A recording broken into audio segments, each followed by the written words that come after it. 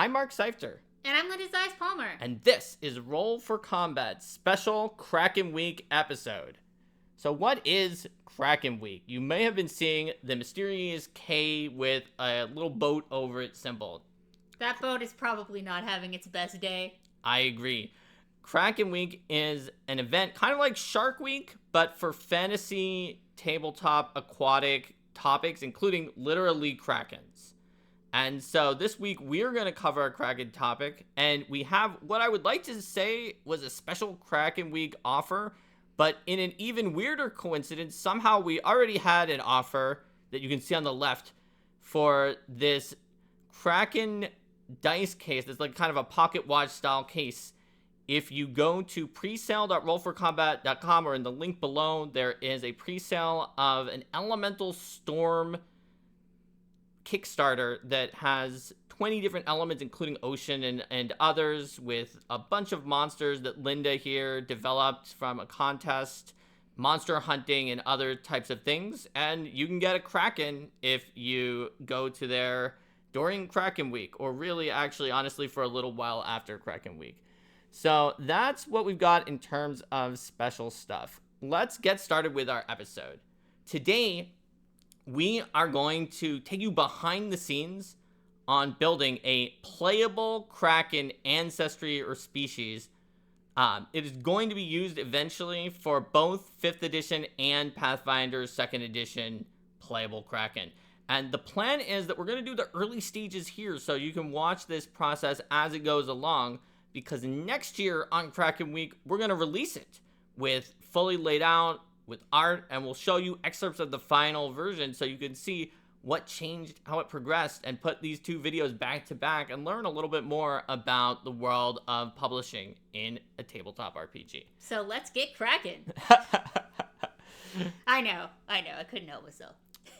Linda couldn't help herself. It's all right. So, as always, when we're starting off with designing something, we have to have a strong concept. And fortunately, Kraken itself is such an evocative concept. That great giant sea monster that is out just beyond the bounds of where you might go, that fisher folk might encounter, that larger ships might encounter when they're out and traveling, that lurks deep beneath the sea. It's a legend that you see across several different cultures, and a staple of those sort of fantasy maps with the here there be dragons out in the corner. There's always a giant kraken. It's some kind of cephalopod, whether it's a giant squid, whether it's a giant octopus, it depends on the legend. And they're classics in tons of tabletop RPGs, and even like video games often have some kind of a kraken monster that you can fight in there. So they're all over the place. They usually have abilities to attack you with various different hands and tentacles. They might have an ability to make a maelstrom whirlpool to suck you under, like from mythology. They might have an ability to summon storms, too, if you look at, like, the D&D 5th edition version with their lightning that they can bring down to attack you. That's right.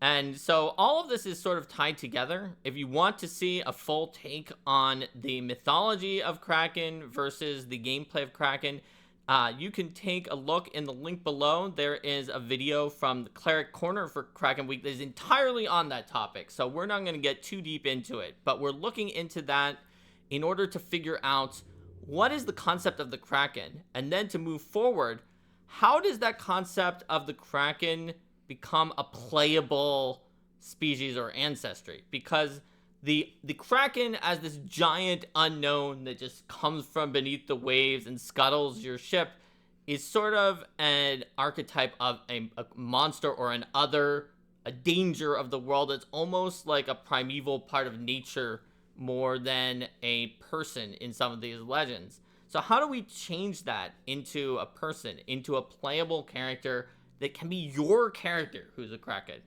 Well, first of all, the shape is very iconic for the Kraken, being that sort of squid or octopus person with 8 arms and 2 tentacles that you can use to manipulate objects and interact with the world. I would imagine that if you're a Kraken character, you're going to want to be able to wield wands and magic staves and swing weapons and do all the kinds of things that you could do if you had hands.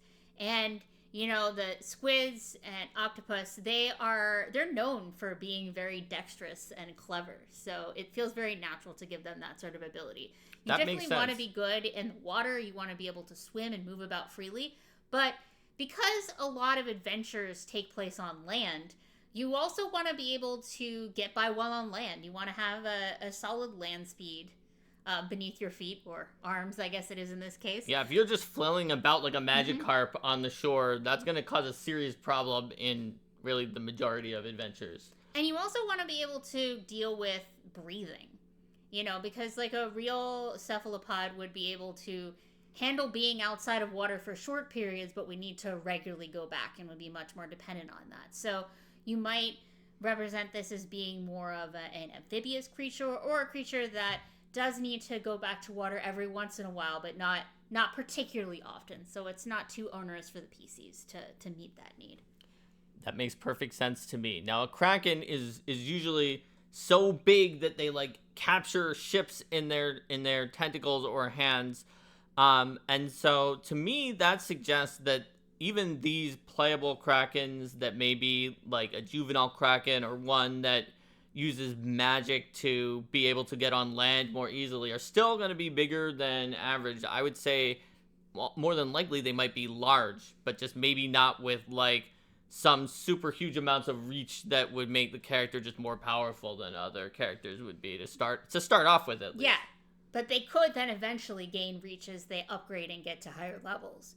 So you can see them, I can see them as then they have a very large and imposing physical presence about them. They're probably going to be, when I think of kind of attributes, ability scores, those sorts of things, they're probably going to be pretty strong and tough, and they probably have like a pretty solid presence about them.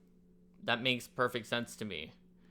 So in terms of movement, just in general, like squid type creatures can jet through the water. So I'm imagining that there might be some kind of like feat or other ability that they would eventually be able to gain to let them jet around. Mm-hmm. And given that like an octopus can like climb on the inside of a jar or through areas, that they might be able to find a way to climb as well. Yeah, so then you would see as sort of that a bit of swimming would be something that they can, and walking around would be something they can all do. And then depending on kind of how they focus and specialize, they might have jetting and climbing and other things like that. Yeah, so I've seen for aquatic species and ancestries, sometimes where it's just like, they're fine out of water, and sometimes where it's like, they're okay, but like after an hour, they have to hydrate. Mm-hmm. Which one were you thinking more of right now for Kraken? Keeping in mind, this is early brainstorming. Anything from this video can change, and we'll see in the final that it might have changed. Yeah, I feel like having to hydrate every hour would be pretty onerous. So if there is kind of like a rehydration requirement, I might... And given that for creatures that live in water, some cephalopods can handle it for longer, I could see maybe like every day or something like that. So it's like, okay, you don't have to like pause the adventure when you're deep underground to say, wait a minute, do we have enough water skins? But at the same time that people are thinking about things like resting and daily preparations and that sort of thing, then they might think about that. That makes sense. So when we're thinking about sort of how this species or ancestry works, we also want to think about subspecies or heritages for this Kraken that kind of can divide it out and give you more options. So did you have any thoughts about those? Yeah, so I'm thinking about certain physical features, because like in heritages and subspecies, you might see more of a focus on that. I'm thinking about things like, a lot of cephalopods would have like a beak that they can attack with as well. So maybe that's something that you might focus on. Or maybe you focus on things that you would want to do with your arms that might help lead toward a build where eventually you're grabbing into things or constricting them. Given the legends about krakens at sea breaking ships open, I can definitely see some potential in things that are about being good at breaking objects. Or, if you're a kraken that is from the true depths of the sea, maybe that you are more resistant to the cold because you learned to survive in those deep environments. I can also see, to go along with that connection of being able to summon maelstroms or electricity or things like that, having some kind of connection to water or wind or electricity magic, that as you as you get to be more powerful, might let you get some stronger spells and things for like like that a too. storm kraken. Or Yeah, something exactly. Like that. Yeah, And I then, could see that. Yeah. The deep kraken could even maybe have some ribbon ability that mentions that they're strong against like the deep pressures for underwater. That is not meant to be the main ability, since that is hardly ever going to come up. But in case you're down there and the DM's like, shouldn't there be a lot of water pressure down there? And you'd be like, well, whatever you come up with for that water pressure, I am immune to that because I have a deep kraken. So ribbon abilities being abilities that are interesting and thematic, but they're not like that main power reason. Yeah, they might either rarely come up or just kind of be like a little bit of an extra. There is a danger in creating ribbon abilities as a game designer that can cause you to sometimes not want to include them, and so we might not include it in the end here. This is the idea that some people decide, oh, well, this is your subspecies, this is your heritage. It must take everything that's in this box to be equal to a full power. And one of the things in this box is a ribbon that I don't think I'm ever going to use. Therefore, this must be underpowered or bad, even if the other thing that's in there is already good enough that you might have been okay with it if you just kind of covered up the bottom ribbon part and didn't look at it. So there's a fairly decent chance that we won't include that ribbon ability for that reason. It's something you have to think about when you're designing, that you would never expect if you're not a game designer, if you don't release something to the public, of like, people are going to think this is worse if we literally just add an extra freebie at the end of it. And the answer is yes. I've even had professional game designers who just really know what they're doing completely show me something and be like, hey, Mark, I think this is weak. And then they point out to a ribbon. They're like, I don't think this is ever going to come up.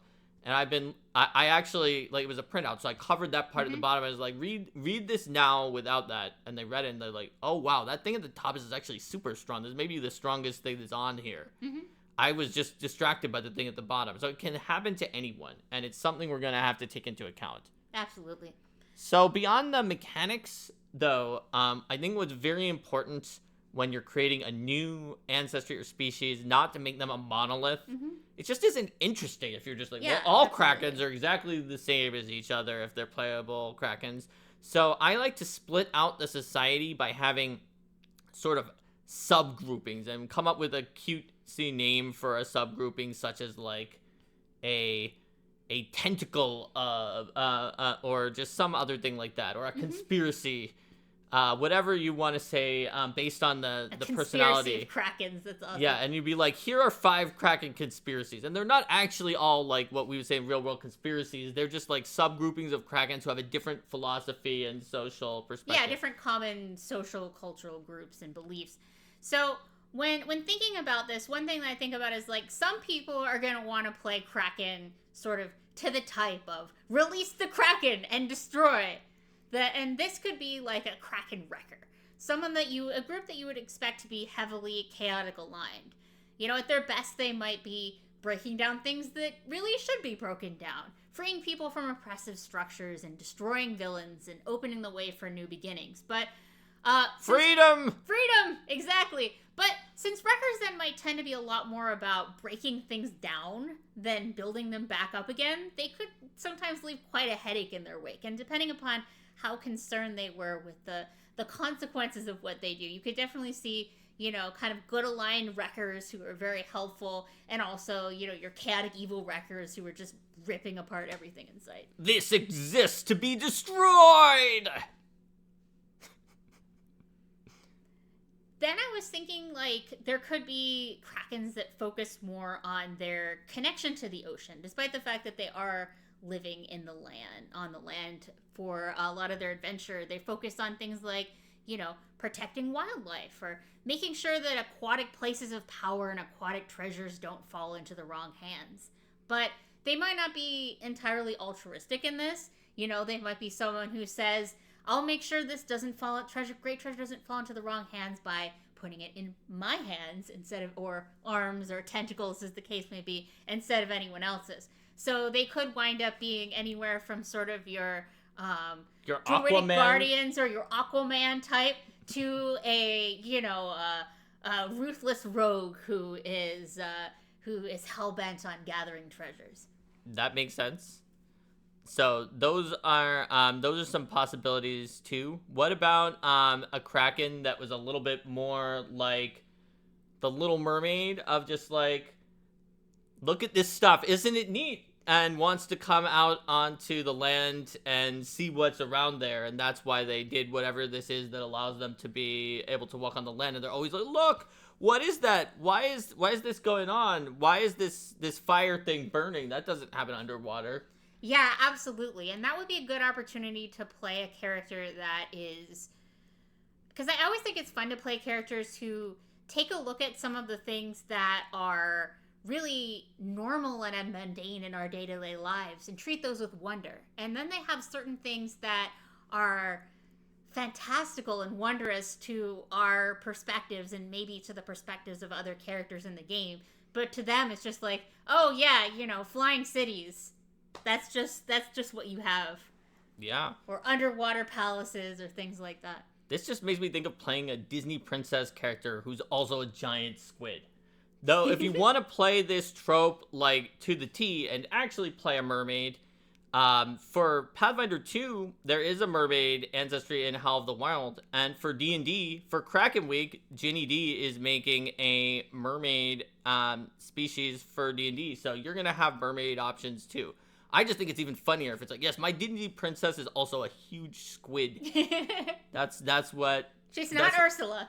She's not. She's the one who wants to understand more about this world. Absolutely. And one other idea that I had is based on this idea of having magic and being connected to storms. A storm chaser who's fascinated with natural weather phenomena. Like those people who go out and chase tornadoes and things like that. But a kraken. So, maybe they might be focused on the study of powerful water and air magic. They might choose to live in locations that are prone to hurricanes and floods as a part of deepening their connection to the elements. Absolutely. And exactly how much of a risk taker they are versus someone who's trying to be careful with this, they're probably going to lay more on the risk taker side.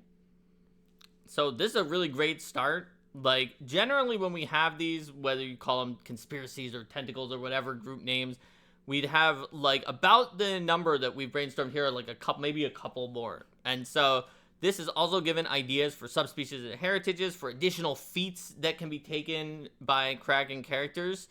And so what we're going to do with this brainstorm session that we've just had here with all of you is Linda is going to take those back, and she's going to write up an ancestry, and we'll pull it through our process with development, proofreading, layout, copy fit, and art for these Krakens. And then we'll come back to you next year on Kraken Week with some excerpts to show you what it looks like.